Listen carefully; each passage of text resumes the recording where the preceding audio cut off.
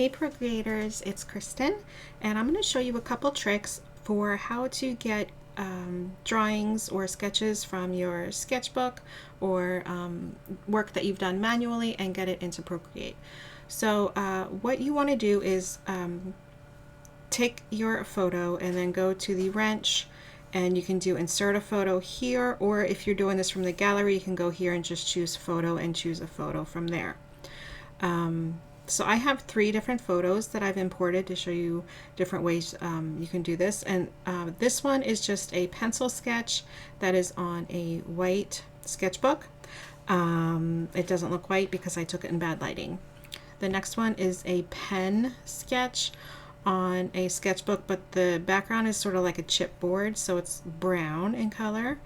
And then I have a pen sketch on a white like watercolor paper background. So let's start with the first one. I'm going to turn the other 2 layers off, and the first thing I'm going to do is resize this to crop out the edges. So let's go to the arrow, and I'm going to shrink that down a little bit so I can pull out these blue nodes and resize that and kind of position it where I want. And then when I'm done, I'm going to tap on the arrow, and now that has cropped that off. So now we're going to go to the magic wand and gradient map. To add, let me turn this off. To add a gradient, we are going to go to the plus sign, and it will automatically choose black on one end and white on the other. And this is usually, you can go in and select colors. So if you tap here, you can choose a color from your palette, but for the sake of this tutorial, we're going to leave it black and white. And what you want to do is turn up your gradient like you turn up, say, like your Gaussian blur. So you're going to start on the left side of your canvas and draw a line to the right, and you can see that line going up. So we want it to be full 100% Gaussian blur. Sorry, my husband's doing things in the background. Okay, now we're going to take this white square right here and drag that down until we get rid of the parts we don't want. So like, I don't want these extra scribbles in the back, so I'm just gonna bump that down to right about there. So that's about halfway, and then I'm gonna tap off of there.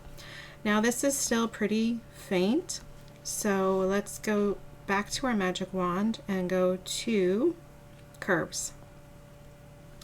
So I have it on gamma, and this side of the line will darken it, this side will lighten it, but I like to grab a dot right there in the middle and then pull that down towards the bottom, and you can see how much darker this is getting, and I go until it's all the way black, and then I back up a little bit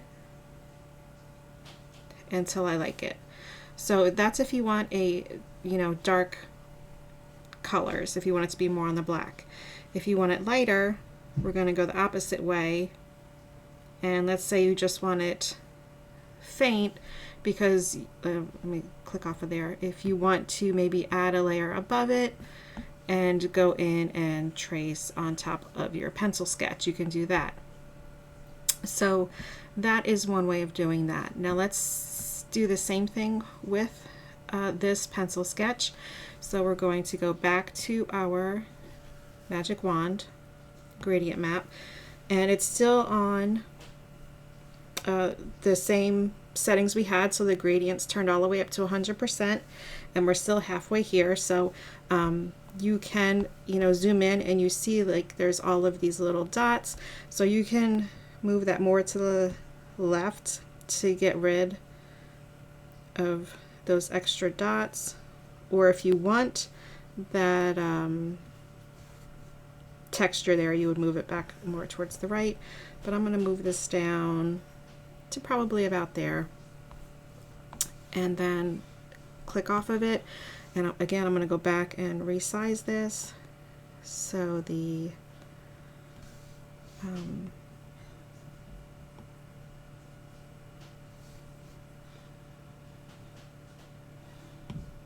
so the edges aren't showing. I got a little bit of an edge there. Let me just, okay. So now we have our image, and if you wanted to say add color to this, what you can do is add a blank layer, and let's go to grab some color here. And if I wanted to color her shirt, let me grab a different type of pencil here. If you wanted to maybe color in her shirt, now it is on top of the sketch. If you want the sketch lines on top, what you can do is move this above it, but because it has a white background, you can't see the color below it. So we're going to tap the N, which opens up our blend modes, and we're going to move it up to multiply. And now you can see the sketches through that. But also this is still a little bit on the gray side. I want this to be darker lines, so we're going to go do what we did before by making it darker by going to the curves. And I'm just going to bring that down like that. And you could always take an eraser and go in and erase these extra bits if you like. Like that. So that is one way you can add color to it. Okay, so now let's go to our third one. And again, I'm going to start by resizing this. I'm going to crop off the bottom flowers. So let's crop that off. And I'm going to kind of try to center this.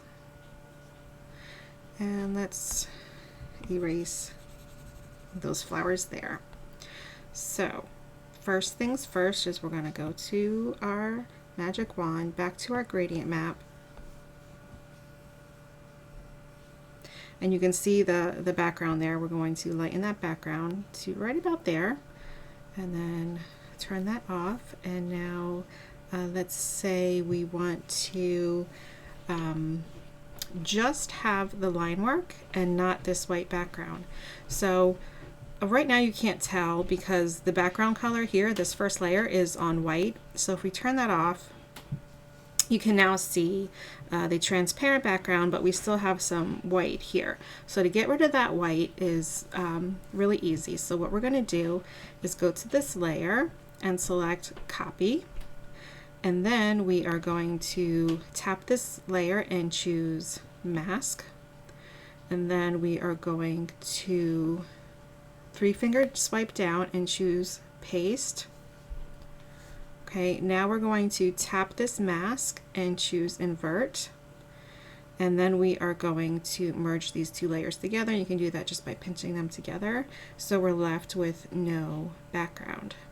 And now we can turn our background color back on if you want that white there. But now this is all on its own layer. And again, if we want to darken the lines, one of the things you could do is just slide the layer to the left and choose duplicate a couple times. You can see that, whoops, wrong one. You can see that darkens it up. Or, let me delete those. You can go to black and you can tap it and choose select. And if you have your color fill on down here, you can see it adds it fills that layer with color, the color that you have chosen. So you could do that a couple times. Just tap it and choose select with the color fill on, and that will make it darker also. So now what you can do is, again, you can add a new layer and you can go in and color some of your items. And you would want to have this layer again above it. Or you can drag and drop. So let's say I'm on my color layer and I want to fill in a portion of this. So if you just drag and drop, it's going to fill in the whole layer because it doesn't know what you want it to fill. So we're going to tap this and choose reference. So now we're telling Procreate reference this layer when I'm doing something to the canvas. So even though I'm not on that layer, I can drag and drop in there and it's referenced this layer, so it knows that I wanted to drop it in that particular area. So you can continue dragging and dropping, or up here you can tap continue filling with recolor, And then there's going to be, it's kind of hard to see, but there's a little crosshairs right here in the middle of the canvas. You're just going to move that where you want it to fill and then let go, and then you can continue tapping different areas. Make it super easy.